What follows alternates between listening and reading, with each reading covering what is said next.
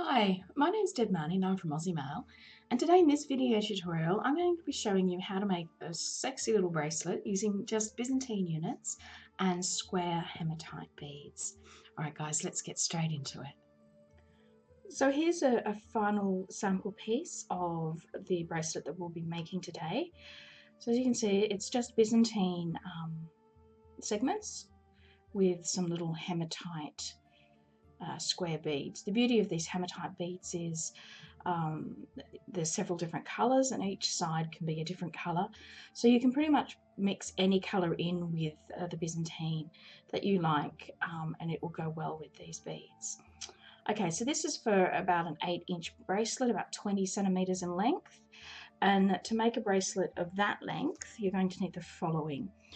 So we're using 16 gauge AWG, which is 1.2 millimeter wire, and we're using 5/32 or 3.97 millimeters. So you will need approximately 96 of our color 1, or in this case our bright aluminium rings. You'll also need, in the same size, 24 of your color 2 rings, whatever color that is that you choose to use. So they're both 16 gauge 5/32. You'll also need 16 gauge AWG 5 millimeter ID rings. You'll need about 40 of those. This particular bracelet used 5 of these rhombus beads, these hematite rhombus beads. These are about a 13 millimeter outside across the square. So 5 of those. For our clasp attachment, I chose a 2 ringed slide lock clasp, and you'll also need some slightly smaller rings to attach your slide lock clasp. The ones I chose were 16 gauge AWG 3.5 millimeter ID. And you will also need, of course, 2 pairs of smooth jawed pliers. These are pliers from our Xuron range. These are the chisel nose pliers, and these ones here are the short nose pliers. Okay, to make up this bracelet, we're going to start by making the Byzantine units up. So to do that, take up 1 opened ring of your colour 1 rings and pop onto that 4 rings of the colour 1. Now, you can pre-close these 4 rings if you like, or you can just simply put them on semi-closed, as I have here, as they come out of the bag, and you just go in later and close those up. So we've popped that onto 1 open colour 1 ring, and we need to repeat that same path with a second ring so that we're always working in pairs. So we've got 3 pairs of rings, or 6 rings in total in our chain. So I'm just going to go through now and close up all those pre-closed ring or partially closed rings. I'll do that now quickly. As I said, you can pre-close these rings if that's what you prefer to do. It's totally up to you which way that you like to weave. Okay, so once we've got all our 6 rings in a chain and the rings closed, I'm going to grab a twist tie. Now, you don't have to use a twist tie, but because of the size of the rings, it makes it a little less fiddly. It gives you something to hold on to. So if you've got a twist tie or a paper clip, a little bit of a wire, something like that handy, grab that now. And we're going to pop that through one end of our chain. Okay, give that a quick twist. So as I said, that gives us a nice little handle to help hold on to our piece. So we want to hold it so that we've got the handle end in between our thumb and finger. We're going to flip back those top pairs of rings, so we've got 1 on each side of our chain like that, and then continue to flip them all the way back so that they touch our chain. Okay, so give it a little squeeze between your finger there, keep it nice and tight, and what we want to do is separate out the top pairs of rings that you can see there like that, because what we want to do is expose this little space here, because that's where our next ring is going to go. So we're going to go in here and scoop up those rings that we just folded back. And we do this with a colour 2 ring. So grab an opened colour 2 ring, feed it through that space that I just showed you, making sure you pick up just those 2 rings that we folded back, and close that ring up. And you want to repeat that with a second colour 2 ring, keeping our working in pairs. Okay, so straight through that space there, and closing it up. Okay, so that's half of our Byzantine unit, and we want to now continue to do the rest. So taking up another colour 1 opened ring, feed it through the 2 rings that you just placed, your colour 2 rings, and before you close that up, pop on 2 more of either your closed or your partially closed colour 1 jump rings. Close that up. Repeat with a second ring through that same path so that we're keeping our pairs in place.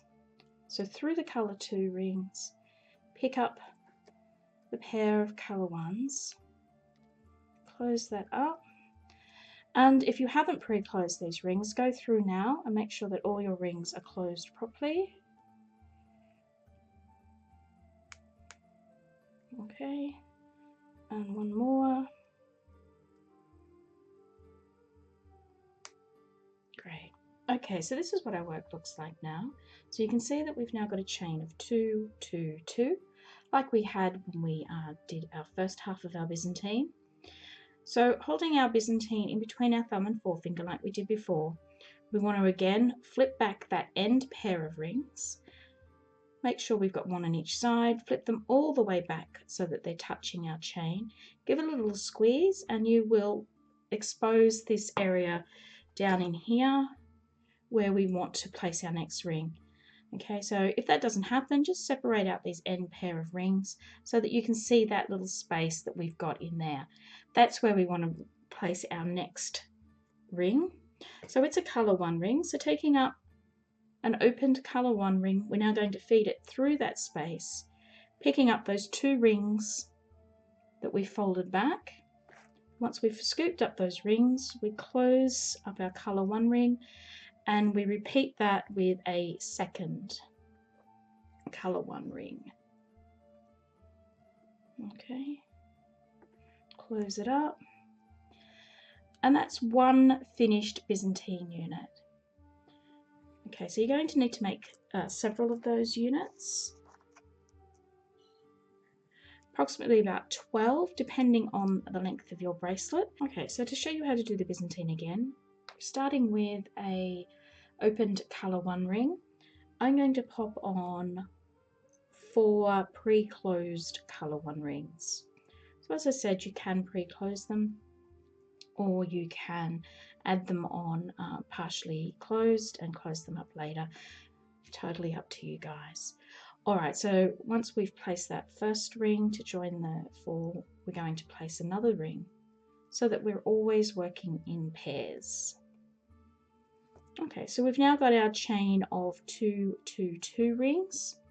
Taking up our twist tie, going to pop that through one end of our chain.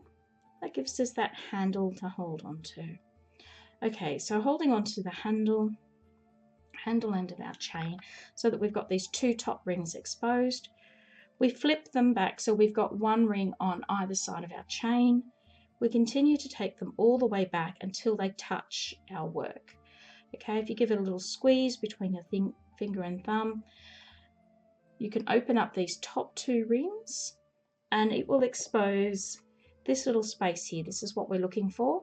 This space here, this is where our next ring is going to go. So move those top 2 rings back. You may need to pop those rings up a little bit so that you can see that space there. So now we need a colour 2 ring. So taking up an opened colour 2 ring, we want to feed that through that space that we just exposed, making sure we pick up just our 2 silver rings that we folded back. Close your ring up now, and we want to repeat that with a second colour 2 ring. So open that up, feed it through that space there, picking up just those 2 silver jump rings, and close. So that's the start of our Byzantine unit there. To continue with the other half, we take up one of our opened jump rings, colour 1, and we feed that through those rings that we just placed, our colour 2 rings. And before we close, we pop on 2 more colour 1 rings. Okay, and because we work in pairs, we take up another opened colour 1 ring and we feed it through the same path as we just did, picking up all our jump rings. Now I didn't pre-close that second pair of rings, so I'm going to go through now and close them up. So make sure if you're not pre-closing your rings that you've got all of your jump rings nicely closed. Okay, once that is done, take your chain between your finger and your thumb, fold back that last pair of rings, fold them all the way back so that they touch your chain. Okay, give them a little squeeze. Generally these 2 rings at the top will pop open. If they don't, just move them open with your finger. And what we're looking for is that space you can see in there. Okay, so with another colour 1 ring, we go through that space, lock it all in place, close up your ring, and where 1 ring goes in Byzantine, another ring must go. So in we pop our second colour 1 ring. Okay, so that's a finished piece just there. So as I said, you need approximately 12 or so of these pieces. I'll go through and finish those, making those up, and I'll meet you back here to show you how to join your Byzantine pieces to the beads. Okay, so to join the Byzantine pieces to the beads, I use the 16 gauge 5mm ring. Now this is a snug fit. I did try 16 gauge 5.25 and I found that too loose. It allowed the pieces to move around the corner and slip out of position. So this is a tight fit. It will take a little bit of finesse. So my advice is to take it slowly and don't rush it. So basically what you need to do is pick up one of your Byzantine units, feed it through your large ring. Now you're going to need to open these rings up fairly widely to go around the rhombus. Okay, and very, very carefully go in and close this ring up. You'll need to make sure that this doesn't slip down underneath, because sometimes it can slip down underneath and get locked into place. So as you can see, just a really slow, careful closing. We do that with a second ring so that we've got 2 large rings per Byzantine unit. So again, go in and just close that up very slowly, okay, until you've got a nice closure there. Okay, so we've done that with 1. So each square has 2 Byzantine units attached to it. So we'll go through and do that again. Put the Byzantine unit onto your large ring. Make sure you've got that opened up fairly wide. Go through your bead. As I said, it's a little bit of finagling. Just be patient with it.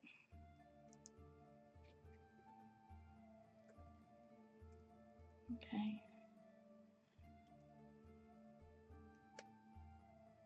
So there's 1 ring in place. Take up another ring.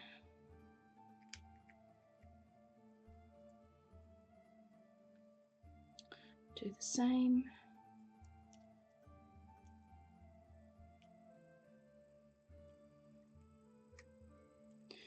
You're going to need fairly small tipped pliers for this because of the tightness. so that you can get right in there and get a good grip of your ring. Okay, so there's one set connected, and you just keep doing that. So leave one pair of rings or one set of Byzantine like this, because we're going to attach our clasp to this end. So taking up some more of our large rings, we're just going to keep doing that all the way along our bracelet length. Okay.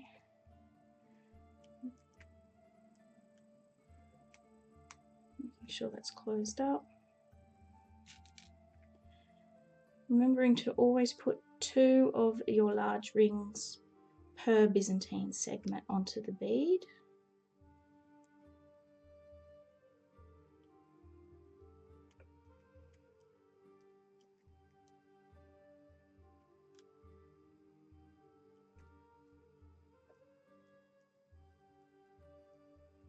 Let's close that up a little bit better.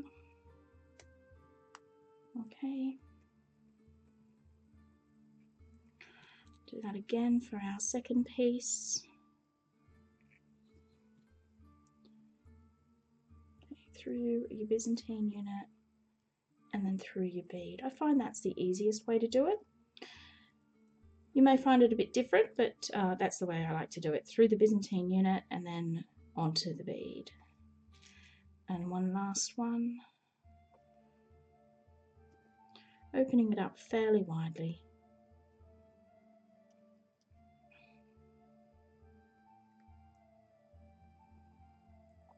And closing it up. Okay, so you just keep doing that for the length of your bracelet, remembering to leave, one end free for the clasp attachment. Just keep adding your beads and your Byzantine units, and I'll meet you back here to show you how to attach your clasp. Okay, so here's the final piece where I've attached all our beads to our Byzantine units, and I've got a set of free Byzantine units on each end of our bracelet. Okay, so this is where we attach the clasp. So I chose to use a slide lock clasp. If you've got a toggle clasp or any clasp that has 2 attachments, a box clasp, anything like that would look fabulous, just so that it has 2 attachment points. So taking up your clasp attachment rings, which was in my case the 16 gauge 3.5mm rings, you feed one of those through the end of the Byzantine there, and you pop the other end of it onto the clasp, close that ring up, repeat with the other Byzantine unit that's on that end. Okay, go straight through the Byzantine unit onto the clasp, close it up. Okay, now making sure our bracelet's not twisted in any way, we do the same for the other end. So we take up the end, clasp attachment ring, pop that through one of our Byzantine units, making sure that our bracelet is straight and that we've got no twist in it. Pop it onto one of the rings of the clasp, and then we do that for our final Byzantine unit. Okay.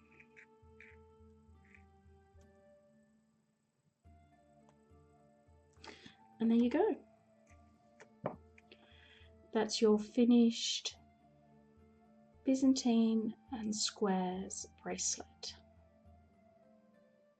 Hi guys, I really hope you enjoyed this video today and that you did find it useful. If you did enjoy it and you'd like to see more of these videos in the future, don't forget to give us a thumbs up here on YouTube, or leave a comment, or even share our video. And if you haven't already, think about subscribing to our channel. Every little bit of interaction that we have with you guys here on YouTube really does help us in the long term, and it'll enable us to provide more of these videos for you in the future. In the description tab below this video are the links to our online store, where you'll be able to buy all the components and tools that we used in today's video. So, click on the link, pop in, have a look, see what we've got. Also in the description tab are links to our social media platforms. So if you'd like to share with us what you have created from this tutorial or any of our tutorials, we'd love to see it. So tag us on Instagram, pop it up on our Facebook wall. We'd really like to check out what you guys are up to. Alright, so as I said, I really hope you guys did enjoy this video today, and hopefully we will see you again sometime in the future. Bye!